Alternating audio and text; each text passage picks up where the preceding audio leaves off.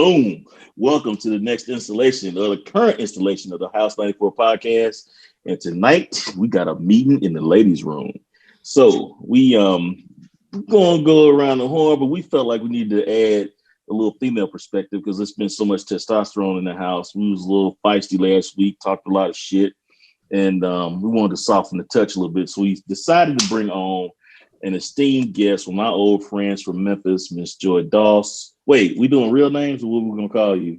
Yeah, that's fine.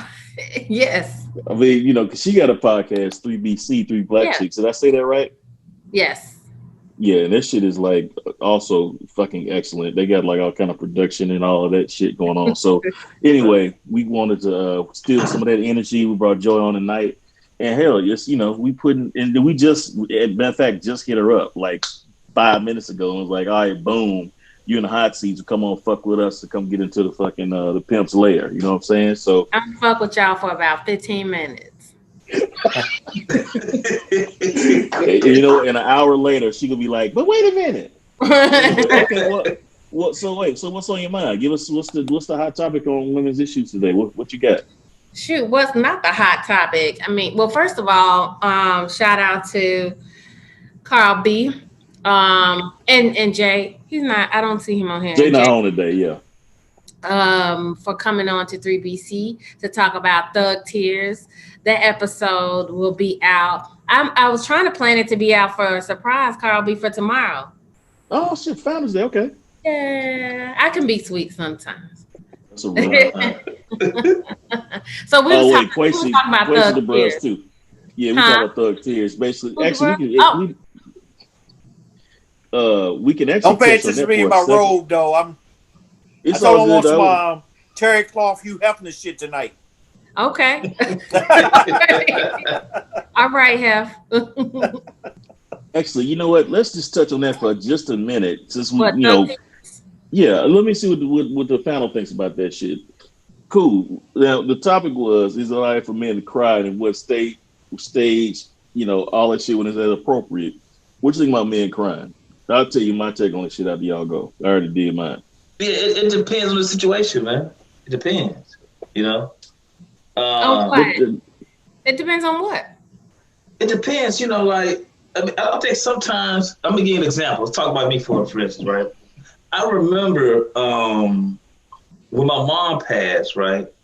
I didn't cry because I think I was kind of in shock, but I cried probably like, you know, a week or two later. You know what I mean? Because I was kind of holding things in. You know what I mean? I remember I was driving. I'll never forget this. I was driving around 285. I got back to Atlanta. I was driving on 285, and I just couldn't control it. I had to pull over on the side on 285, and it was a ball of tears. I couldn't hold it, the emotions anymore. You know what I mean? You know, doing the whole thing. You know, I was just like, man, I can't believe this. And then, like, you know, a week later, I was on the highway, and I was a ball of tears. You know. But is that the only time you feel comfortable crying? Is if your mama dies or something happens to like a close family member or something? Yeah. You know. Why? So let's go back. So another thing that's kind of striking. I saw Van Jones on CNN, right, about those issues, and I was like, hey, bro, you know what, man? I mean, that was a little disturbing to me to kind of see that. I'm all in being in tune with your sensitivity, but you know, certain things like, you know, that was a bit much for me. You know, can I interject real quick for anybody that saw Van Jones on our IG page? We do not sanction this shit. We got to have a talk with our producer. We're taking this punk ass down. I thought we was clowning his ass when I saw him up there, but he was like up there. I don't even know. I just saw his face and I thought we was clowning him, and I'm like, wait. This looks like he actually is being promoted. So that shit's coming down. We saw it. We do not represent that motherfucker. His ass is out of here. So anyway, go ahead. Oh, what's wrong with him crying about the state of things right now? Because he was crying about like he was overwhelmed by all this shit. He's cried before though. Yeah, I don't watch him on TV. That's on TV. Yeah, he cried on live. That's the thing that bothered me. That's what he does, and it's cut more than twice. I just thought about buck breaking when I saw it. You know what I'm saying? I'm like, man, gone. This man crying. Really? Yeah, you thought about buck breaking? Yes. Really? When he's crying on TV like that on CNN? Say more. And it wasn't like a stoic, like, you know, like a give us a free type cry. Denzel, Glory, one tear down. Like, like a single, you know, pimpish tear. Nigga cried like a bitch, man. He was like sobbing and shit, blowing his nose and shit on tissue TV. and everything. Out here, man. I didn't see that shit. Yeah. Hey, when was the last time anybody cried on here? Like, can you remember the last time you cried? Shit, I cried. For anything, for anything. Damn, it was something good. What was it? It was the coolest. What just happened recently? With my pops passing. But yeah, just fucking crying. All right, I'll give you an example. I had an emotional cry on my I watched a couple every days time ago. I see certain movies, them joints make me cry all the time. You know, one of the movies that make me cry all the time is 7 Pounds with Will Smith. What? No, you cried looking at Will Smith? But no, now you might have a. You ever see 7 Pounds? You cry? I said 7 Pounds with Will Smith. No, do you? What about it made you feel emotional? What was it that made you feel emotional? You know, I think for a person to sacrifice parts of his body to help other people, that story was just very heart-wrenching. It just kind of reached me and touched me, and that every time it gets to the end, man, I don't break down boo-hoo, but I ain't gonna lie, a tear or two will drop. It was a thug tear, though. It was just one. It was that's not crying. That's I'm not gonna crying. I'm gonna tell you who made me cry. I'm gonna tell you who made me cry. Straight Outta Compton. Why? You know what? When all them old songs from like we was in junior high when that shit came out, right? So that was like the soundtrack to our childhood, like our adolescence. You was in the 8th grade when that shit, not Straight Outta Compton, that album, but the first NWA you heard. You was in the 8th grade. I was in the 9th grade. So it just took me back to that time, and that's like the time of like your greatest level. It's not innocence because you weren't innocent at the time, but you was coming of age. You know what I'm saying? And just the way they was telling the story, like Dre laying on the floor, listening to the music and shit, and just seeing like how it all came together. I was like, damn, man, that's you know, there was some pimpish thug tears. You know what I'm saying? Hold on, you said when was the last time you cried though? I think I cried on my anniversary. A lot of our chapter bros was giving us like tributes and shit, talking about, you know, they got some good bros came with a chapter and shit like that. And I read one of them and I was like, damn, man, that's some good shit. You know what I'm saying? Just because it's one thing to be the bros, it's another thing that when the other bros appreciate you being the bros. You know what I'm saying? So that shit was that was some emotional shit, man. But it was probably about, you know, into a half a gallon of oil at the time. So that can happen, you know what I'm saying? Some good oil making motherfucking emotion. You know, first of all, Carl, I gotta congratulate you on that, man. That was something that you always wanted to do, and you know, a delay wasn't a denial. You finally got there, so that was part of some of the packaging of the emotion as well, too, wasn't it? The delay, you know what I mean? It all goes with it. It was a moment of truth. Indeed, it all goes with it. But, wait, do we catch everybody on that thug tears before we wrap that part up? Chuck D, what you got on that? Chuck D didn't say, and Lou didn't say anything. Well, they were talking 20 years ago when my father died. Oh, 20 years ago. Okay, I heard you say when your dad died. Sometimes on the anniversary of the death, I get a little emotional. But I'm trying to think. I think that's about it. That, you don't cry? It's not acceptable? After a nut? Is that what you said? No, baby. I didn't say that. You know, if it's good, I wouldn't discount it.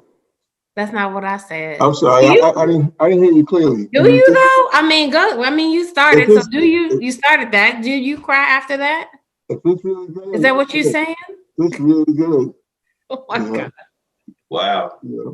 We cried together. The dog tear. To Denzel. Oh my gosh. That's that OJ's, boy. That was some game right there, though. That's love, though. But what did you say? That's love. That's what did you say? What did you ask me when I misinterpreted what you said? I said, is that it? I mean, is that it? Anything else not acceptable? Or I wouldn't say it's not acceptable. It's just That's the only trigger for me. Yeah. That's what's up. I mean, Chuck D, what you got? I'm not a crier, but I'm not gonna say. I mean, I don't have no problem when dudes cry, but it depends.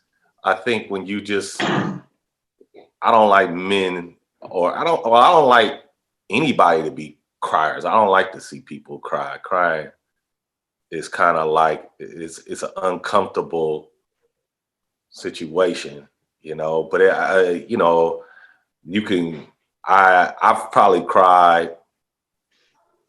You know, of course, somebody close to me dies, you know, and it kind of like you go in a private place. I don't, you know, and I think I definitely shed a couple of tears when my daughter, they both were had surgery. Both of them had major surgery. So, you know, just, you know, the worrying about them, that gets a little overwhelming. Sure. But as far as, you know, it's just that it gets awkward when the crying, it's kind of awkward for me. So, but then, and to reference to Van, like I said, he's, you know, it's you could lose it sometimes. I think he could have been. I would have probably had a little bit more respect if he just, you know what, excuse myself, or made a sign to take me off the camera or something. You know, Like, he's the cried. church finger. Huh? The church finger. Yeah. He's cried like. I think that's a Memphis makes shit, him Joy. weak. Do you guys think that makes Van weak? Weak as hell. Yeah, weak as hell. A simp? Well, man, look, and he's got that platform. He's got to hold strong, and like he's got to be a good representation of us. You know what I'm saying? And for him to be sitting there crying like a bitch on TV, and then it wasn't just like I saw the shit. Because he was overwhelmed about the election results, right? Oh, Black, we've been too much in this country to be overwhelmed about that. You know what I mean? Man, exactly. You know, like, come on, bro. Like, man, dude, you don't say in the middle of passage. I mean, we can go a whole long way to that. And you crying over this. Like, no, you know what? It's time to get to work. Let's get to work now. Oh, yeah. Tuesday night, you know what I thought Tuesday night when it looked like the Trump was about to win? I was like, you know what? Fuck it. The Mexicans and Cubans down in Miami, the Mexicans in Texas and Arizona, if that's what they think about their people, they want to put them kids in cages, build a wall, fuck it, build a wall. I don't give a shit. Because it really, to us, it really wasn't going to make that much of a difference anyway. You know what I'm saying? Like I said, Cool's probably going to be better off with Trump as president because of the tax policies he got in place. You know what I'm saying? And the rest of us, shit, man, it really don't impact us like that. It's just the hyperbole. What? What are you calling that brother out? Who? Well, who did you say is going to be better off? All of us. Cool, especially. Yeah, why are you calling him out? We always do that. Yeah. Okay. We're going to call you out next. Get ready for it. I know. Wait, so. Well, okay, speaking of, let's move on. We got the thug tears out the way. You know what I'm saying? Van Jones is terrible. Well, I want to ask y'all what you think about LeBron. He cries. I mean, you know, he just played the game, and it was, a lot of shit. No, he cried talking about Black Lives Matter movement and people dying, George Floyd and all that stuff, and he was saying that Black people are scared and all that stuff. He was kind of think about what you just said. Death, tragic. Van Jones was crying about an election. Great point. Thank you. You summed it up. Well, I'm just asking. And this was after a game too, when his emotions was like full. You know what I'm saying? He was physically spent. You know what I'm saying? Come on, Nate. Because LeBron is a dominating figure. Related. I mean, George Floyd got choked out for 8 minutes for banging chicks at the bar where he worked at with that dude. You know what I'm saying? Because the dude killed him worked at that same bar. Yeah, I know. And they claimed they didn't know each other. Yeah, right. I mean, it was literally, they always talked about, fear of a black dick, whatever. And it was literally fear of a black dick. That shit, it was crazy to me that his jealousy and rage drove him to that point. I mean, I guess it's not new. They've been like this forever. Yeah. Yeah. You know what I'm saying? That was in Minnesota. You know what I'm saying? You know, he had it popping up there with the white girls in Minnesota. You know what I'm saying? George Yeah. Floyd had that wide nose and shit. You know what I'm saying? He was out there Well, wilding out. I told you about that tape. What tape? I'm ashamed to have seen it. I didn't know what it was. Oh, you mean the George Floyd tape? The George Floyd tape? Oh My yeah. homegirl sent it to me. Yeah, he got a porn thing on what's the name of this shit? It's a series. The Habib show. I don't know what It's widely available on X videos. They said George it put his you know, he was laying the pipe. Yeah, George was getting down to it business. really was. I didn't know what I was looking at. I was like, my homegirl. What tape are y'all talking about? What is this? George Floyd got some porn action out there. Yeah. He was What? Yeah. Where you been, man? Because he had like a porn name or some shit. Like he had a couple videos. Yeah. That's crazy. I ain't know that. Yeah, but I mean, he was a damn bouncer at a club, dude. I mean, he just was a big man. You know what I'm saying? He was doing his thing, and then this dude gonna choke this man out, get his knee on his throat for 8 minutes. Terrible, dude. Shit is terrible, man. It's the worst shit ever. He was so That's jealous. crazy. He was so jealous. Good. So we got one member who shall remain nameless who wants to get into this topic. So why don't you talk to us about the state of black male and female relationships in 2020 and 2021? Oh God. Where we at these days? You know, we all married dudes, right? So we don't know what's going on out here. Like, how do we stop?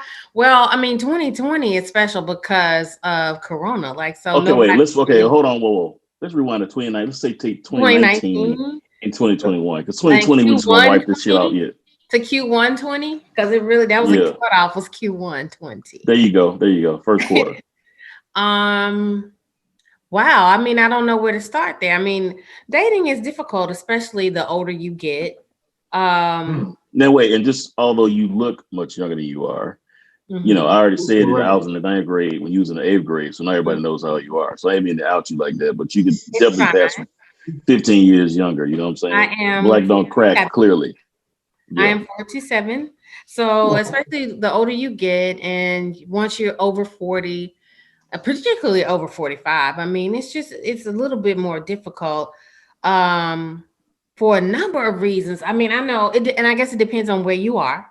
You know, right. I'm in Memphis right now, so New York was different. I don't know what it's like to live in. I've been to Atlanta a lot, of course, and I don't know what it's like to live in Miami. My homegirl moved from New York to Miami, but it's hard on her too. So it depends. It's just a myriad of different fuck shit, you know, for lack of better phrasing, that we have to deal with.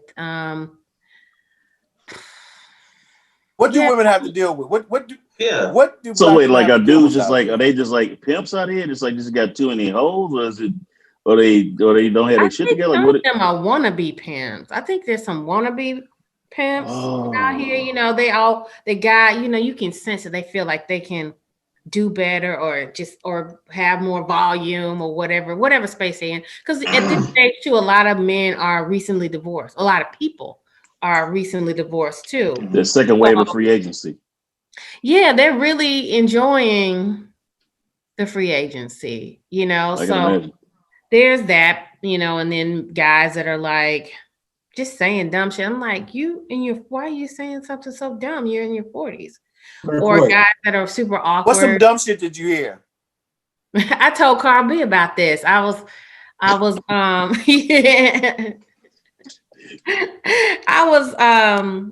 there's this brother, you know, we were like going back and forth or whatever. And I was like, well, I really don't want to be the person. I was just very upfront. That's also another thing in your 40s. You're just like, hey, here's what it is, right? So I don't really want to like have to do this, like the dance. The dance is cool, but I mean, I'd rather be direct about what I want. And I said, well, hey, I don't really want to be the person to always have to initiate something. I don't want to always be like, hey, hey, let's do this. I don't want to do that. First of all, are you finna cut me again? No, go ahead. You good. Okay.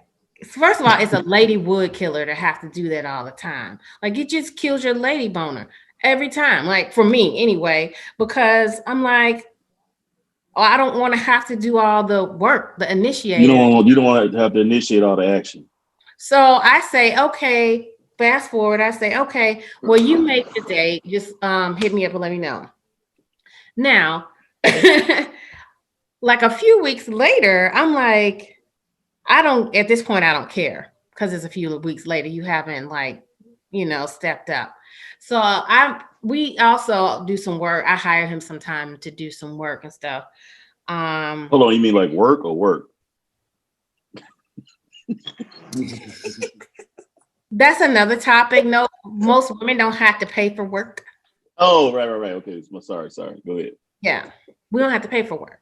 So I say, hey, you want to I said, hey, I guess I'm glad I'm not holding my breath for you to set up a date. He's like, oh yeah. Remind me, stop. Don't remind you, bruh. I'm not gonna remind you of shit. Like, I was like, I was like, no, absolutely not. I'm not gonna remind you of shit. I said, if you're interested enough, you will make a date. You'll call me. And if I'm interested enough at the same time, then we'll go out. But now I'm not interested at all. How old are these dudes? This guy was in his 40s. He's what, 43 maybe? No, it's kind of crazy because I'm divorced, but I am in a relationship. But when I first got divorced, it was like, one, I didn't want to get a divorce, but then when it happened, and then I was like, I got to get back out in this field. And it was like, when I moved out, it was like back being 18 again, because I had to start and build everything. Like, I moved into an apartment, and when I first moved into the apartment, all I had was my bed. So I had to go, and get all this furniture and all this stuff and get my girls straight. So it was like that first year of dating was like rough.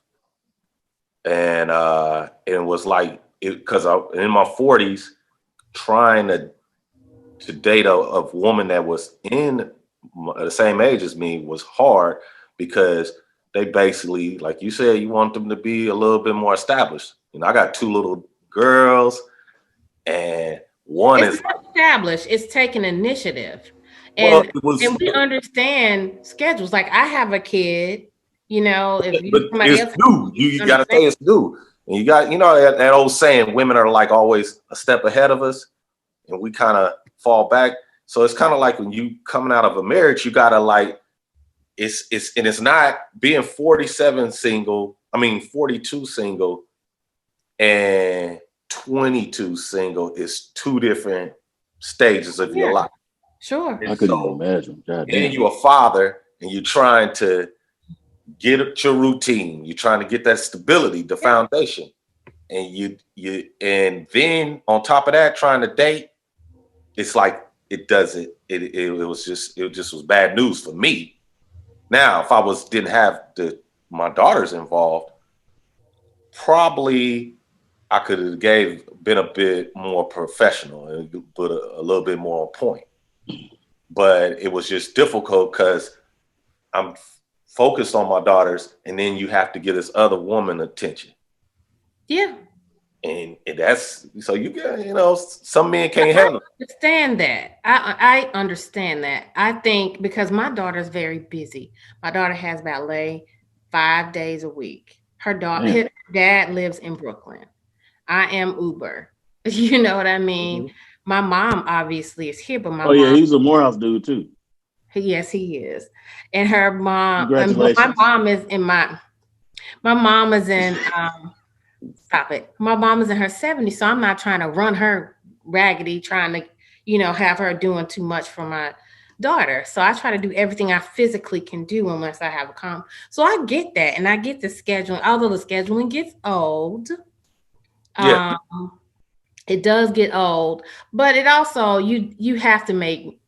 I still feel like you have to make an effort, though. I get the scheduling because but you got to take into account my schedule too, right? Because it can't. I feel like a lot of times, it can't be just my shit, my shit, my shit, my shit, my shit. Mm-hmm. You know, they have to think about the other person's shit too. Like so the dudes be on bullshit. I get that part. I got a different question. Not all of them. A lot of them, though. Clearly, you know enough. I mean, I see it. It seems like it's a fucking it's a diminished talent pool for pimps out here, which is unfortunate. You know what? We should probably start doing that. I thought about having a self-help book. You know, Lance. Those who can do, those who can't teach. Teach these motherfuckers how to get it in. But anyway, so we had this question came up earlier, and this is actually what we were thinking about. We need to have a lady come on for their perspective tonight. What do you think about a dude that's like our age, never been married, and never had any kids out here? What do you think about a dude like that? You think there's something wrong with him, or you just you know what? No, I don't think anything's wrong with him. I mean, it happens. It doesn't happen a lot, especially in the South.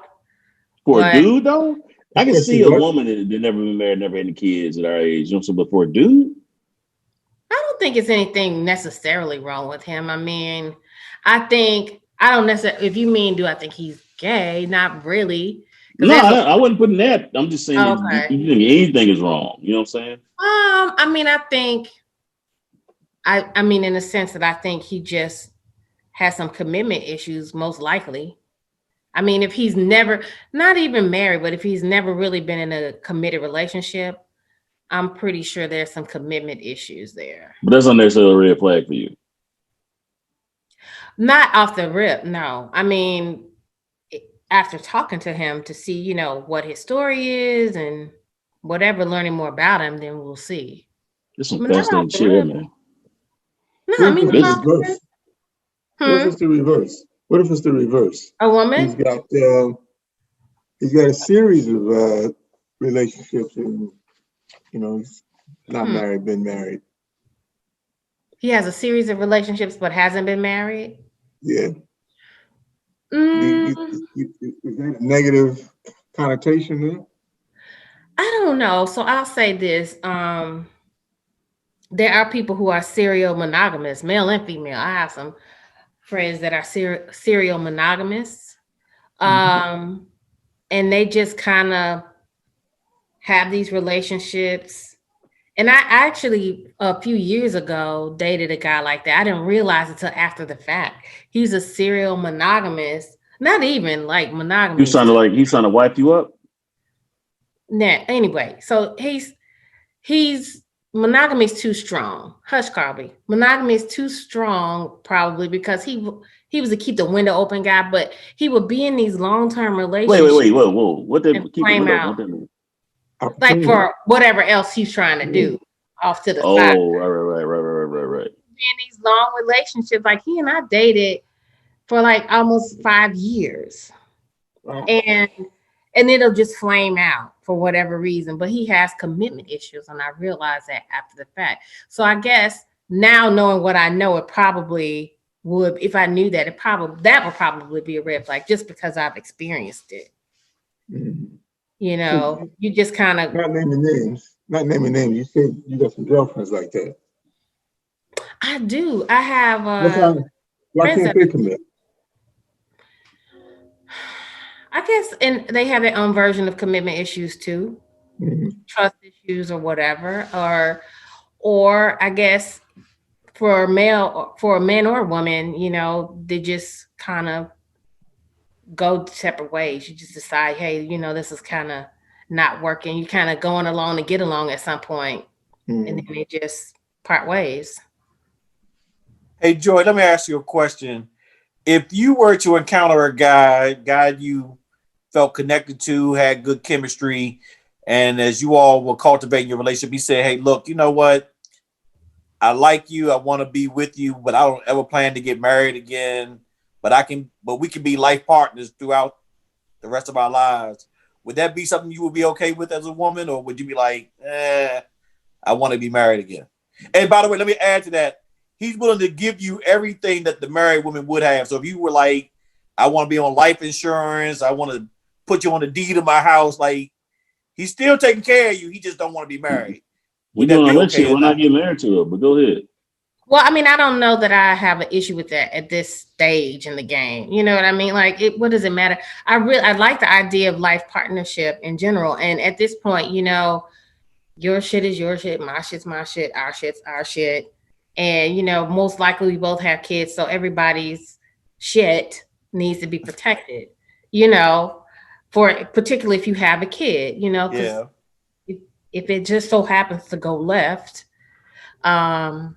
then you don't want anything to get ugly. But I don't necessarily have a problem with it. Right now, I'm up in the air about how I feel about all of it. Like I could get married or not. I mean, I don't really have a feeling about it. I mean, I think it's nice to have I think the ceremony is nice. I wouldn't want to spend a lot of money on it. That's for young people in their 20s. You know, I would want to spend 40, 50, not even $20,000 on something like probably not even 10, to be honest. Mm-hmm. But, you know, I like the idea of it. Do I think it's necessary? Not really. Mm-hmm. Maybe. No. So is it something that you, when you are dating, man, do you have a list that you check off, or is it something that needs to organically happen, quote unquote, organically happen? I think organic connection is important. I mean, that's the way, whenever I've been in a long-term relationship, that's the way it's happened. It's been organic. My homegirl Zan is always like, you just be in somebody's area. And I am like that. Like if I feel like we're vibing, I connected to somebody, I will just like camp out in your area. I'm just in your space. Mm-hmm. And, you know, just chatting. And I'm just there and not moving. But it's always kind of vibing like that. Mm-hmm. But I don't know if there's necessarily a checklist. I mean, I guess as you move further along, you know, there's some non-negotiables. You know, you have some non-negotiables, I guess, but I'm not really married to a list per se. I mean, you have to be healthy. That's for sure. You got to be healthy, like take care of yourself, your body, your mind, your spirit, and all that kind of stuff for sure. So stuff like that. Yeah. You know? I mean, no, I just, you know, because, you know, some women, you know, that famous question, you know, oh, he has to have a good job, or, you know, drive. I'm sure that would help. Shit. I mean, I think you need to be gainfully employed. You got to be like a multimillionaire. No, but you do need to be gainfully employed and somewhat stable. Like you can't be, as we talked about, you can't be a homosexual, because I'm not your sugar mama, honey. I don't have no sugar. I ain't got no candy in the store for you. I got a kid, an actual kid. So, you know. I get that. I know. Wait, George, wait. I think you need to explain what the homosexual is. Yeah, I was say, did she say homosexual or homosexual? Yeah. Homosexual. That's what I thought you said. Like just like fucking for a place to stay. Yeah, like just some dude just trying to slang dick so he can have a roof over his head temporarily. No, thank you. I'm good. So we don't need that kind of man. So you wouldn't let a man? Would you move into a man's house? You know what? This lady told me something years ago, very interesting, and I did not heed her advice. My daughter's father and I also dated for, I guess I got a 5-year cutoff. So like 5 or 6, we dated for almost 6 years. I guess my back's out. Dang. So we dated for about almost 6 years. So he moved into my place because I didn't want to move out of Brooklyn. And this lady told me that was a mistake not to do that or whatever, because you have to let the man, I mean, it was kind of old school. So I was kind of like, whatever. And she's like, you know, you have to let him create the space and secure the space and all that other stuff. I kind of make it. That's right. You gotta hunt, you gotta like chop the wood and build a house. You know what I'm saying? I mean, I don't know, I'm sort of a writer like that. Like, why can't we hunt together and chop the wood together? Yeah, I'm You with. better get your ass, you better get your ass in the kitchen. I mean, but you can have, certain situations like, okay, so you just said you have a 5-year cutoff, and what are those? And it's not it's not even intentional. She just realized it right here. It's not intentional at all. Yeah, we had that was a revelation. I got a question. Are you a strong feminist? Would you consider yourself a feminist? Strong feminist? Feminism is for white women. I am. Oh, interesting. Why'd you say that? I've heard plenty of black women say that. Elaborate on that. Yeah. Because it is. I mean, it's a white woman's movement. It was created by white women. It was for white women. It addressed white women's needs. It really addressed while they were at the time, the initial feminist movement, while at the time they're looking for, equality, equal pay. We're looking for the access. We didn't even have the access. We got a common struggle together. First, get equal pay and all this other kind of stuff. We still didn't have the same rights. We still weren't looked at the same way. We had a whole different set of problems and issues and ills in our community that weren't addressed in the feminist movement. The same with the neo-feminist movement and these pink pussy hat bitches that don't address Black and brown women's problems. Mm-hmm. They don't address them. They want us there for window dressing. They want us there for, feminist performance. So it's really, but they're not talking to us about what we need under the feminist umbrella. Because everybody's issues are different. Well, I mean, I am pro-woman, yes. Do I call people bitches? Hell yes. But I'm still pro-woman. I'm not going to undermine another sister, and particularly another sister. I'm not going to do that. I'm still like pro-woman, sex pause, body pause, all of that good stuff. But wait, hold on, wait. We old dudes. What does shit mean? Sex positivity, positivity. What does shit mean? Use your context clues. Won't you include? How you know that? Because how do you know that? Use your context clues. Positivity, sex positivity. Body. I'm gonna look it up later on. But how did you know I was included? I thought you said sex pod. That's why I thought. Sex positivity. Just being, being positive about, like, having a positive outlook about people's sexuality. I mean, it's base, it's most basic. Oh yeah, we already covered Black Lives Matter. We got that already. Just being, I mean, like, if you're not exactly. We all about that. Yeah, hell yeah. Do you go crazy with it? That's all. Down there in the room, at the end of the hall, when them dudes is doing them. What would the black woman's feminist movement look like if you had like 3 points? What would that look like for black women? Since you said feminism is more of a white woman's thing, it's just general. That's a good question. Let me see if I can answer it on the fly. I think part of it would be like representation in the media, in the workplace. So that's probably 2 parts. Representation, first of all, and expanding the definition of expanding the definition of blackness. And I think that's across the board too, because there's not one way to be black. There's not one way to be a black woman. There's not one way to be a black gay person. There's not one way. I mean, there's many ways to be black, right? So It doesn't have to look like this thing. You don't have to like greens and cornbread, although you suspect if you don't like at least one of them. I do have greens and cornbread in my refrigerator right now. Thank you. And some great northern beans. Like NWA. You don't have to like, Anita Baker. It doesn't make you less black, theoretically. Doesn't make you less black. So we don't all have to like. It does, actually. Huh? Anita Baker? Yeah, come on now. And Anita Baker, depending on the age group, that kind of makes you less black. I ain't gonna lie.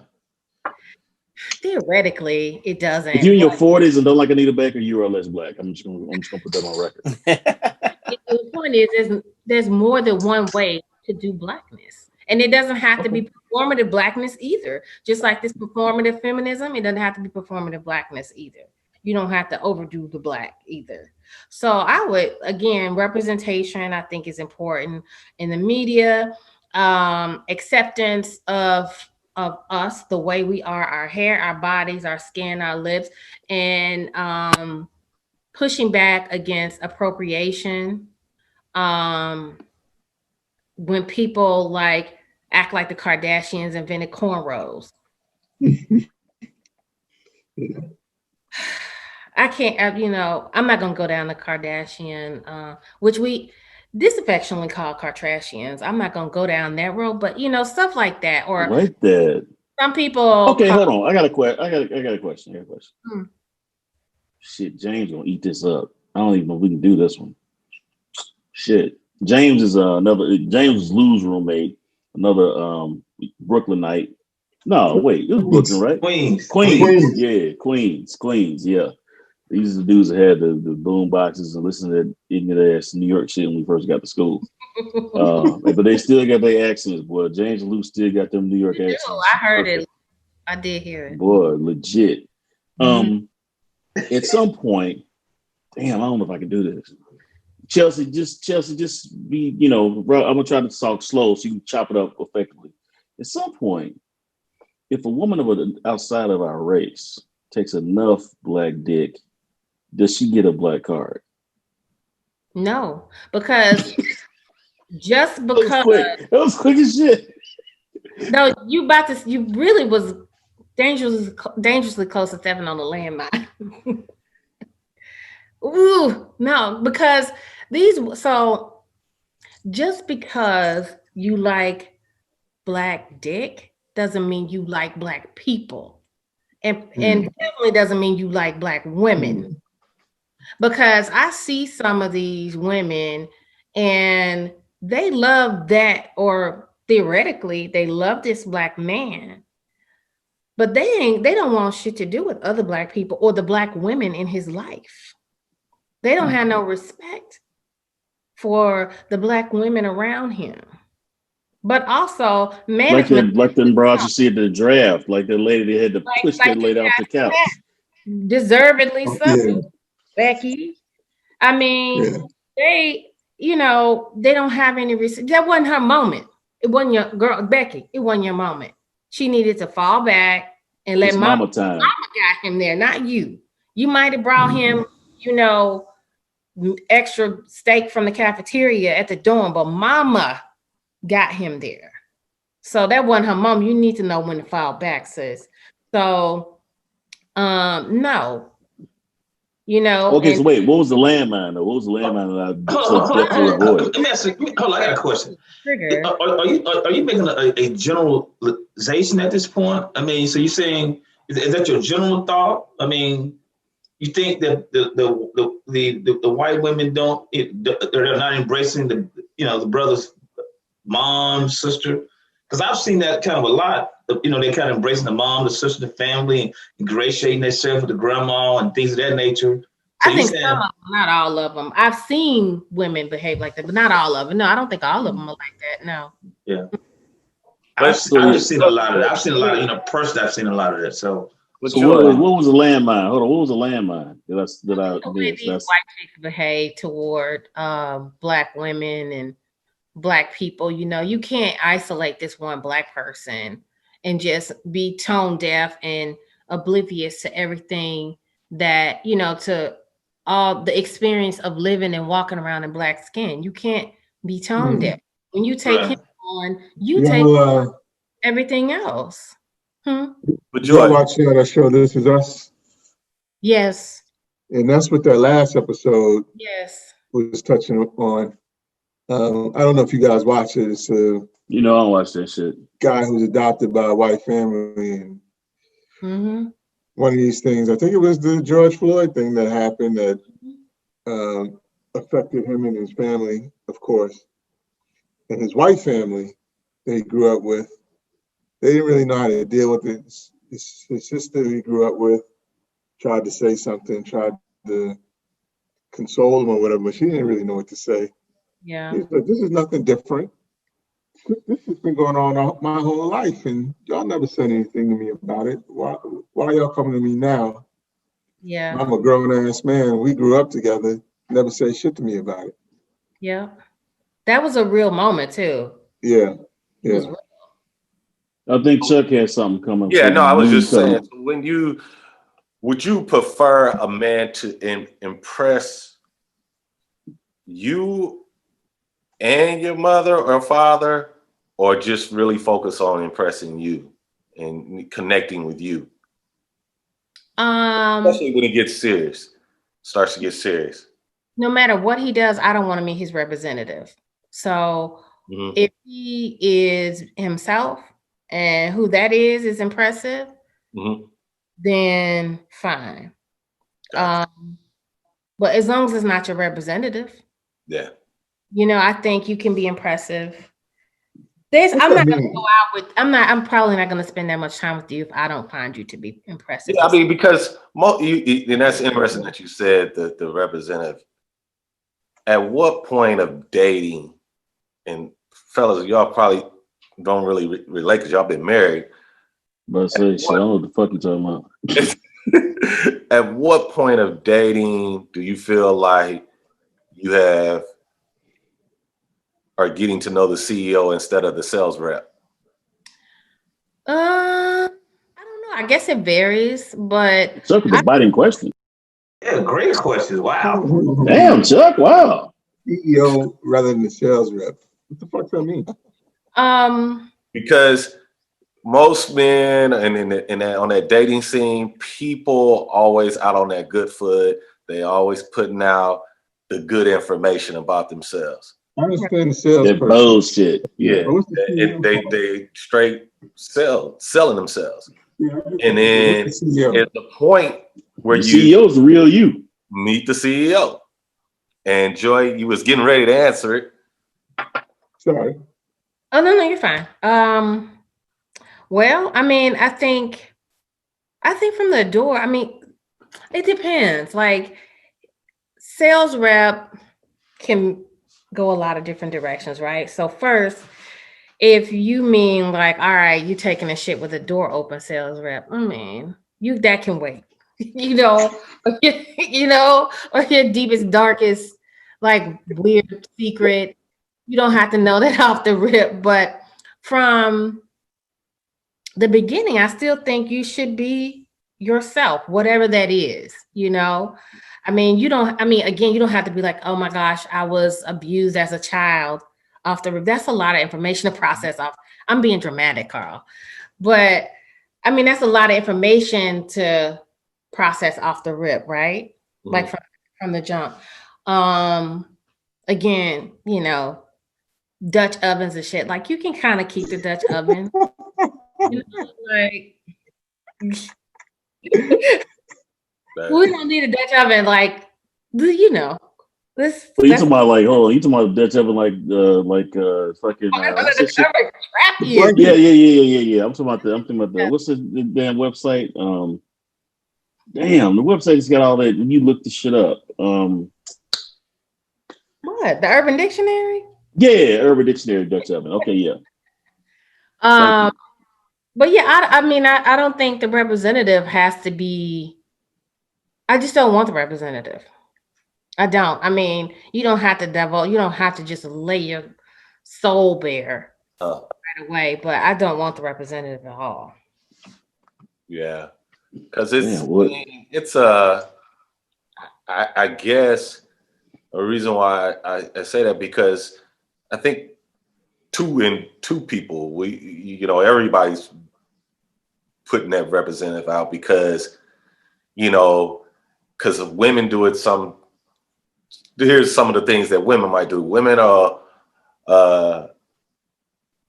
if they come over to your house the first time or something, they might bring a bottle of wine, and then or bring some beer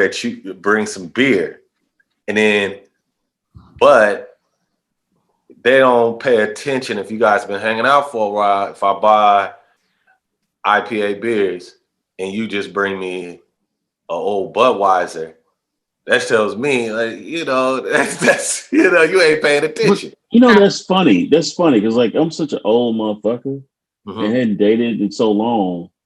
Like I wouldn't expect her to bring shit, but herself.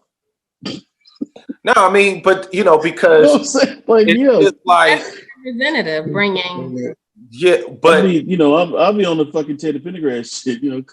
Come on over to my place. Like, bang, we good. Like, no, I don't need shit. No, nowadays I keep beer. Yeah, and you should. But it's like as the relationship progresses, as you get comfortable with each other, it's certain things you have to develop as following their behavior. Like, hey, if you're going over there for dinner, you might just want to stop off and get her favorite bottle of wine. And it's not about, and that's just routine, not even asking, just bringing it because dinner. See, I think that's what we got to do. I wouldn't expect for the woman to have to do that shit. She ain't gotta give a fuck about what I want. I'm gonna take care of what I want. I'm thinking about what she wants. I do it you know though. What I'm saying? I would. I do it. Yeah, and I because you said earlier, Joyce, that connecting. Mm-hmm. But I pay attention too. I pay attention to everything. And I think, and I agree with you, because now we're older, we're professional adults.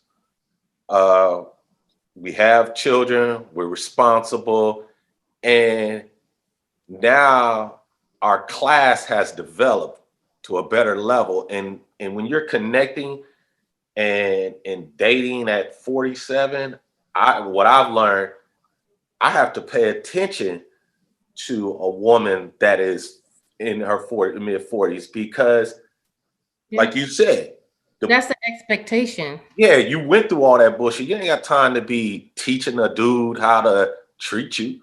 He needs to know to pay attention. At 47, because you don't want to teach him.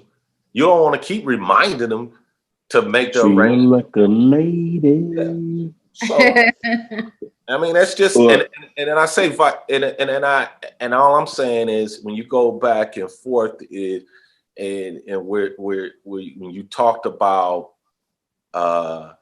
you don't have a list, but it's certain things that you expect. But it goes kind of both ways, because if you said to me, or if a woman says to me like, oh, hey, are you available to go to dinner Friday? That's an invitation. So that tells me that you made reservations. Does it? Kind of. Yeah. I don't think that mean like I'm free for you to take me to dinner. Yeah. But you gotta. That's what I would think. But shit, I've been out the game for a long time. I think that goes both ways now, because if I'm saying it's Friday, yes, I'm available. Where would you like to take me, man? It's like I'm available, but I ain't supposed to read your mind. Now, if we go, you're supposed to be the man and say, "Oh, yeah, I'm available. We going to." Yeah, now, but if that's our routine, that's different. But if it ain't, that's something that you. It's not routine. I think that's personality. Like, some men would be like, "Oh, like this." You said what, Lou? It's gonna be like this at the table when the check comes. I was like, I'm gonna go fix my face. I'll be back. Chuck at it. Chuck the wannabe pimp over there. I mean, women do the fake. I mean, I stopped doing it though. Like, again, once you get further into your 40s, you just stop caring. You know what I mean? Like, I used to fake reach and see what happened. The fake reach. No, I've got that. No problem. I've got that. Please, no, please, I got that. Like, are you sure? And meanwhile, in your mind, you're like, nigga, you better be sure. And see, like, you know, in college, motherfucker, it was straight Popeyes and back to the joint. You know what I'm saying? Did you only fake reach when it was you doing the invitation, like Chuck said, or did you fake reach when it was the guy who invited you? Because I would assume any woman thinks when the guy invites, it's not her obligation to pay.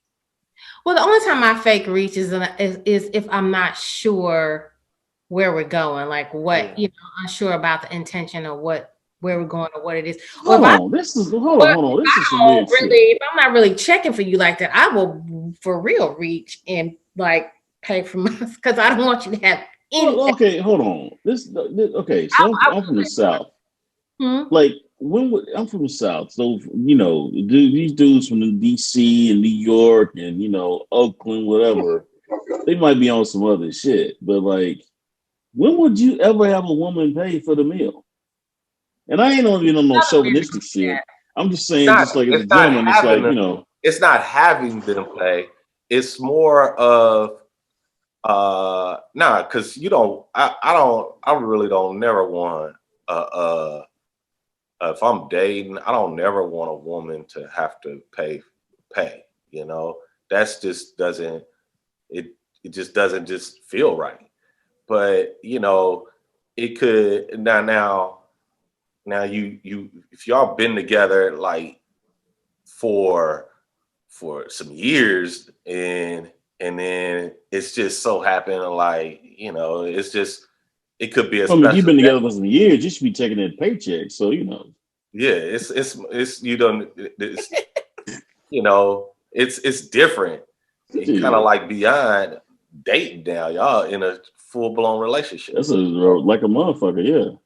Yeah. So, but dating when you just taking a girl out, oh nah, man, she should never have to pay ever. And then, I like that. Hold on. I think we got it because we see Joy came on and said she's going to go 15 minutes and she gave us like an hour. I know. I was thinking about it. I told you. So y'all we're gonna say I'm trying to help y'all out. You know, you had some good conversation. That's what it was. We appreciate These topics got you, but go on, Carl. I was about to say, man, I think we can release our queen, you know what I'm saying? We appreciate you coming on. You just cut each other off though, like he was like talking. Hey, we can. I ain't got nothing to do. If you cool, we can keep it rolling. Cool. I know, but he was like in mid sentence though, like he was talking. He said the woman never has to pay. I thought that was a good breaking point. I thought that was. Oh no, yeah, that's all I wanted to say, Joy. Okay. Joy, tell us about before we sign off. Tell us about Three Black Chicks. Oh, okay.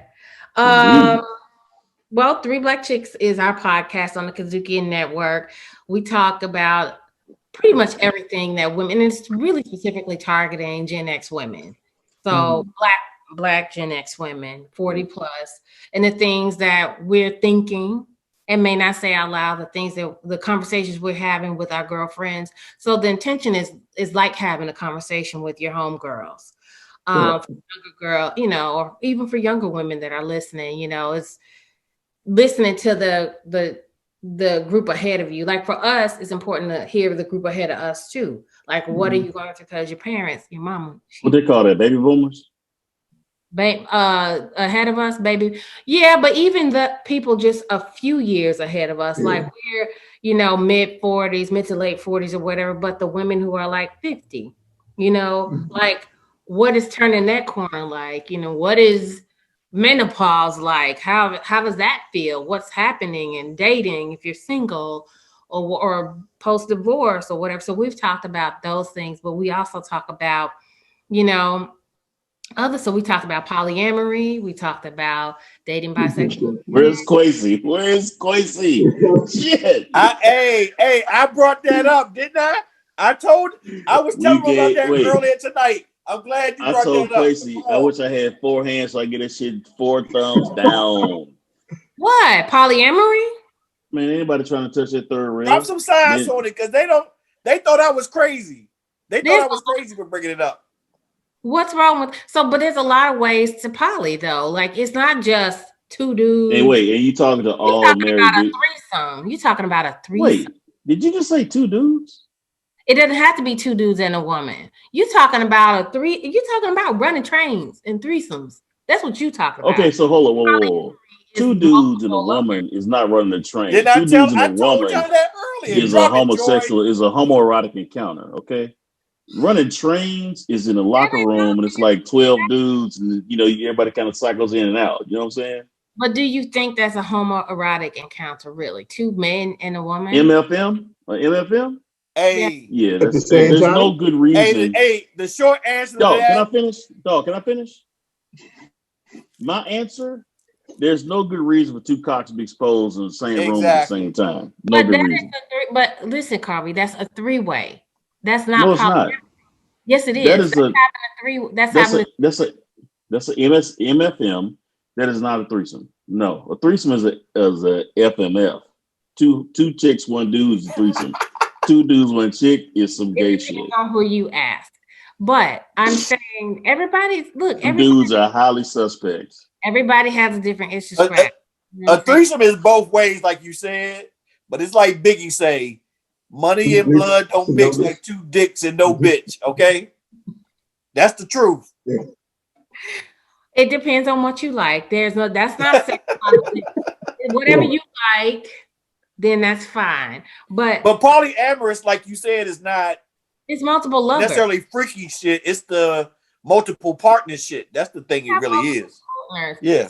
And I learned a lot about it because one of the girls on there is actually like actively, poly or whatever.